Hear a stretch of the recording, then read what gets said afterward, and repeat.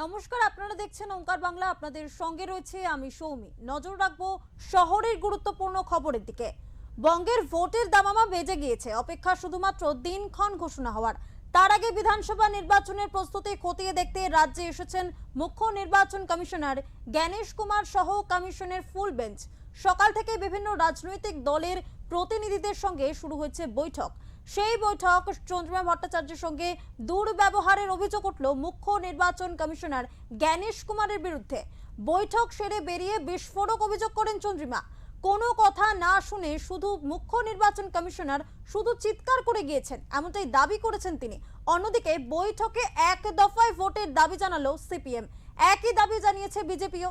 একজন বৈধ ভোটারেরও যাতে নাম বাদ না যায় সেই দাবি জানিয়েছে তৃণমূল। মুখ্য নির্বাচন কমিশনার জ্ঞানেশ কুমারের সঙ্গে বাগবিতণ্ডায় জড়ালেন চন্দ্রিমা ভট্টাচার্য। মমতা বন্দ্যোপাধ্যায়, অভিষেক বন্দ্যোপাধ্যায়ের পর এবার Chandrima Bhattacharya.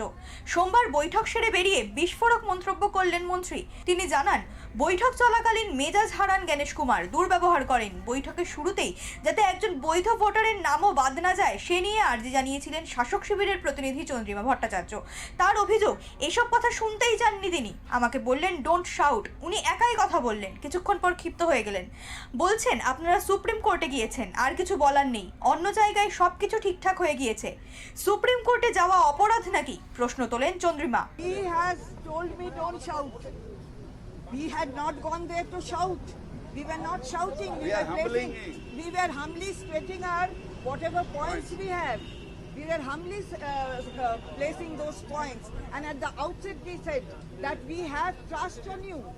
But we find that that trust is not being proved to be true. That is why we have come here. So I am a woman, I am a Mahila. You tell me not to shout. How can you do so? This is what your actually nature is. That is what you are targeting the Mahilas in the voter list. This is what we say. Vote দফার ভোটের কথা নয়, এখানে বৈধ ভোটারের থাকার কথা। কত দফা যারা ওদের নাচাচ্ছে বলছে তাদের সুতোয় নেচে ওরা কত দফায় দেবে সেটা ওরা জানে। সোমবার বৈঠকের বিজেপি প্রতিনিধি দলের সঙ্গে বৈঠক করেন মুখ্য নির্বাচন কমিশনার জ্ঞানেশ কুমার। বিজেপির প্রতিনিধি দলে ছিলেন তাপস রায়, শিশির বাজোরিয়া, জগন্নাথ চট্টোপাধ্যায়। বৈঠকে কেন্দ্রীয় বাহিনীর তৎপরতায় যাতে ভোট হয় সেই দাবি জানানো হয়েছে বিজেপির তরফে। পাশাপাশি 7-8 দফার পরিবর্তে সর্বাধিক 1 বা 2 দফায় নির্বাচন করার আর্জি জানানো হয়েছে। আমরা 16 দফা দাবিপত্র দিয়েছি এবং তার মধ্যে সবচেয়ে গুরুত্বপূর্ণ যে বিষয় তা হচ্ছে কেন্দ্রীয় বাহিনীর সদ্ব্যবহার। নির্বাচন কমিশন ফুল বেঞ্চ আসার আগেই পশ্চিমবঙ্গে প্রায় 40,000 কেন্দ্রীয় বাহিনী নামিয়েছে, কিন্তু রাজ্য পুলিশ যেভাবে কেন্দ্রীয় বাহিনীর ব্যবহার করছে বা কনফিডেন্স বিল্ডিং মেজার্স বা ভোটারদের যে তাদের মধ্যে গণতন্ত্র সম্পর্কে বিশ্বাস ফিরিয়ে আনার যে এক্সারসাইজ করছে কেন্দ্রীয় বাহিনী, তাতে জানিয়েছি এবং নির্বাচন কমিশনেরই সেই কাজ তা পুনরুদ্ধার করা। অন্যদিকে সেলিমের নেতৃত্বে কমিশনের ফুল বেঞ্চের সঙ্গে বৈঠক করেন বাম প্রতিনিধি দল। বৈঠকে বাংলায় 1 দফায় ভোটের দাবি জানান মোহাম্মদ সেলিম। हमने ये कहा कि 4 दशकों से ये जो धर्म के नाम पर, अनुप्रवेश के नाम पर बंगालियों को जिस तरह से कैस्टिगेट किया गया है और आप जिस तरह से रेस्ट्रिकेट कर रहे हैं वो पुरानी दुर्भावना से, वास्तविकता से नहीं। वरना ये 60 लाख लोगों को रिलीजन स्पेसिफिक, रीजन स्पेसिफिक आप बात नहीं करते। बंगाल में नाम कैसा होता है सिंक्रेटिक कल्चर में। अच्छा, इनका नाम शिल्पी आफरीन है, वो उनका AI भी नहीं समझेगा और नेचुरल इंटेलिजेंस भी नहीं समझेगा। हिंदी हार्टलैंड में अजीब सा होता है, बंगाल में और कुछ होता है, ये उनको समझना चाहिए। এ বিষয়ে মুখ খুলেছেন কংগ্রেস নেতা প্রদীপ ভট্টাচার্য। तो पहले दाबी तो वोटर जो है उसको नाम उठाना बहुत जरूरी है, उसको बाद ही डेट ऑफ इलेक्शन डिक्लेयर करना, नहीं तो गड़बड़ हो जाएगा, बहुत लोग बाहर में चला जाएगा, वो नाम ऐसा नाम हो जाएगा जो नाम वोटर लिस्ट में है नहीं, ये ठीक नहीं। तो वोटर लिस्ट में नहीं तो उठाने के लिए जो बंदोबस्त करना जरूरी है। মুখ্য নির্বাচন কমিশনার জ্ঞানেশ কুমারের সঙ্গে বৈঠক করেন তৃণমূলের 3 প্রতিনিধি দল। কোনো বৈধ ভোটার যাতে বাদ না পড়ে তা নির্বাচন কমিশনকে নিশ্চিত করতে হবে বলে জ্ঞানেশ কুমারকে জানানো হয়েছে। পাশাপাশি ফর্ম 6 এবং ফর্ম 7-এর তথ্য বিভ্রাট নিয়েও সরব হয়েছেন রাজ্যের মন্ত্রী। ব্যুরো রিপোর্ট, ওঙ্কার বাংলা। এই বিষয়ে সরাসরি আমরা কথা বলবো আমাদের এডিটর ইন চিফ বিপ্লব দাসের সাথে। দাদা, আপনার কাছ থেকে জানতে চাইবো, আজ রাজ্যে মুখ্য নির্বাচন কমিশনার জ্ঞানেশ কুমার এবং কমিশনের ফুল বেঞ্চের দফায় দফায় যে বৈঠক চলে, 14টি স্বীকৃত রাজনৈতিক প্রতিনিধি দল এবং এখানকার এজেন্সিদের সঙ্গে দফায় দফায় বৈঠক চলে, সেই বৈঠক থেকে ঠিক কি উঠে এলো আজ? দেখো সৌমি, আজকে এবং আগামীকাল দুদিন সোম মঙ্গল কমিশনের ফুল বেঞ্চ এখানে রয়েছে, রাজ্যে রয়েছে। আজকে প্রথম দফায় ছিল যে স্বীকৃত 14টি রাজনৈতিক দল এই রাজ্যে, তাদের কথা শোনা হবে এবং তাদের সঙ্গে আলাদা আলাদা করে বৈঠক করেছে এবং সে বৈঠকের যে চিত্র, বিশেষ করে কংগ্রেস, সিপিএম, তৃণমূল, বিজেপি, এই 4 দল, মূল যে 4 দল এই রাজ্যের, তারা কিন্তু কি বলেছে সেটা আমরা শুনলাম। যেটা উল্লেখযোগ্য বিষয়, তৃণমূলের সঙ্গে তৃণমূলের প্রতিনিধি দলে 3 জন ছিলেন। রাজীব কুমার ছিলেন, ফিরহাদ হাকিম মেয়র, ববি হাকিম এবং চন্দ্রিমা ভট্টাচার্য মন্ত্রী, এনারা ছিলেন। যা জানা যাচ্ছে যে চন্দ্রিমা ভট্টাচার্যের সঙ্গে জ্ঞানেশ কুমারের একটু তীব্র বাদানুবাদ হয় বেশ কয়েকটি বিষয় নিয়ে, যেখানের মধ্যে উল্লেখযোগ্য তৃণমূলের যে তথ্য, তাতে বলা হচ্ছে 63,66,952 জনের নাম কেন বাদ দেওয়া হয়েছে। ফর্ম 7-এ জমা পড়েছে 42,251টি, 13 গুণ বেশি নাম কেন বাদ দেওয়া হলো, এইটা নিয়েই প্রশ্ন তোলা হয়েছে। সেই সঙ্গে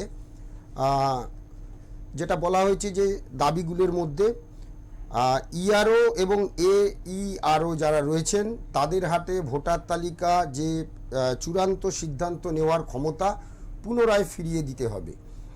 2 নম্বর হচ্ছে যে নথি গ্রহণ, অর্থাৎ সুপ্রিম কোর্টের নির্দেশ মেনে ডোমিসাইল সার্টিফিকেট, পঞ্চায়েতের নথি এবং আবাস যোজনার নথিপত্রকে বাসস্থানের প্রমাণ হিসেবে গ্রহণ করতে বলা হয়েছে। স্বচ্ছ তদন্ত, অর্থাৎ 63 লক্ষেরও বেশি নাম এখনও বিবেচনাধীন রয়েছে এবং সেই সঙ্গে যাদের নাম বিবেচনাধীন রয়েছে সেটাকে যেন ঠিকঠাক মতো বিচার করা হয়, যত দ্রুত সম্ভব তাদেরকে বাদ রেখে ভোট করা যাবে না। এছাড়া 63 লক্ষের যে বেশি নাম কাটা গেছে, তাদের পূর্ণাঙ্গ ব্যাখ্যা তারা চেয়েছে এবং এই যে পুরো প্রক্রিয়ায় তার ডেটা সিকিউরিটি বা কোনো কারিগরি ত্রুটি ছিল কিনা তাও খতিয়ে দেখতে স্বাধীন অডিটের দাবি তুলেছে তৃণমূল কংগ্রেস। বিজেপি তো শোনাই হয়েছে তারা 1 বা 2 দফায় ভোট চেয়েছে। সেই সঙ্গে কেন্দ্রীয় বাহিনী যাতে ঠিক মতো কাজে লাগায় সেটাকে নিশ্চিত করতে বলা হয়েছে। সিপিএমও একই কথা বলেছে, 1 বা 2 দফায় ভোট তারাও চেয়েছে, অর্থাৎ বামেরা তারাও চেয়েছে। কংগ্রেসও একই দাবি করেছে এবং প্রত্যেকেরই মোটামুটি বক্তব্য এক। কিন্তু যেটি হলো তারপরে এখানকার যিনি এই রাজ্যের সিইও, মুখ্য নির্বাচনী আধিকারিক মনোজ কুমার আগরওয়ালের সঙ্গে তিনি বৈঠক করেছেন। সে বৈঠকে কি হয়েছে এটা তো প্রশাসনিক বৈঠক জানা যায়নি, কিন্তু তারপরেই উল্লেখযোগ্য হচ্ছে 24টা এজেন্সি, অর্থাৎ কেন্দ্র এবং রাজ্য মিলিয়ে এ রাজ্যে প্রায় 24টা এজেন্সি রয়েছে। সেই 24টা এজেন্সি প্রত্যেকের সঙ্গে কিন্তু কথা বলেছে, অর্থাৎ মিটিং করেছেন। তাদের নানান রকম, তাদের মধ্যে উল্লেখযোগ্য হচ্ছে যে নারকোটিক্স ডিপার্টমেন্ট আছে, বিমানবন্দর আছে, রিজার্ভ ব্যাঙ্ক অফ ইন্ডিয়া আছে, এরকম বিভিন্ন যে সংস্থা, 24টি সংস্থা, এবং রাজ্যে যে এসআইআরের কাজ হচ্ছে এদের থেকে যে সমস্ত আধিকারিক এখানে কাজ করছেন, এসআইআরের কাজে নিযুক্ত করা হয়েছে, তাদের কাজ নিয়ে অসন্তুষ্ট সেটা পরিষ্কারভাবে বলে দেওয়া হয়েছে এবং যেটা হুমকির সুরে প্রায় বলা হয়েছে কমিশনের তরফ থেকে, যে ইচ্ছাকৃত গড়মিল বা গাফিলাতির কারণে এমন জায়গায় দাঁড় করিয়ে দেওয়া হবে যেখান থেকে ফেরার সুযোগ থাকবে না।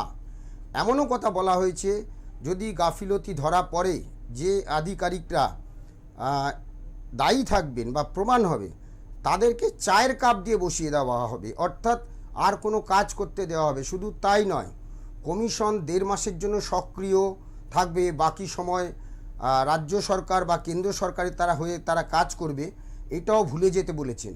যে কমিশনের বিপক্ষে গিয়ে কোনো কাজ করলে সেটা কিন্তু তার ফল ভুগতে হবে। এটাই হচ্ছে আজকের এখনো পর্যন্ত যা খবর এসেছে, সেটা এখন জেলা শাসকদের সঙ্গে বৈঠকে বসার কথা, সেই বৈঠক চলছে। সৌমি, ধন্যবাদ দাদা। আমরা কথা বললাম আমাদের এডিটর ইন চিফ বিপ্লব দাসের সাথে এবং তিনি যেমনটা সার্বিকভাবে বোঝালেন যে আজকের এই যে বৈঠক, জাতীয় নির্বাচন কমিশনার জ্ঞানেশ কুমার এবং কমিশনের ফুল বেঞ্চ দফায় দফায় বৈঠক করে রাজ্যের 14টি স্বীকৃত রাজনৈতিক দল এবং এখানকার যে সমস্ত রাজ্য এবং কেন্দ্র মিলিয়ে 24টি এজেন্সি রয়েছে, সেই এজেন্সির সংস্থার সাথেও কিন্তু বৈঠক করেন নির্বাচন কমিশনার। এর পরবর্তীতে কিন্তু সেই বৈঠকে চন্দ্রিমা ভট্টাচার্যের সাথে বেশ খানিকটা জ্ঞানেশ কুমারের বাকবিতণ্ডা হয় এবং তারপর কিন্তু সেই বৈঠকে যে আলোচ্য বিষয় উঠে আসে, কত দফায় ভোট হতে পারে বঙ্গে বিধানসভা নির্বাচনে, কত দফায় ভোট হবে, সেই বিষয়টিতে কিন্তু একেবারে বলাই যায় বিরোধীরা 1 দফায় ভোট দাবি করেছেন। কংগ্রেস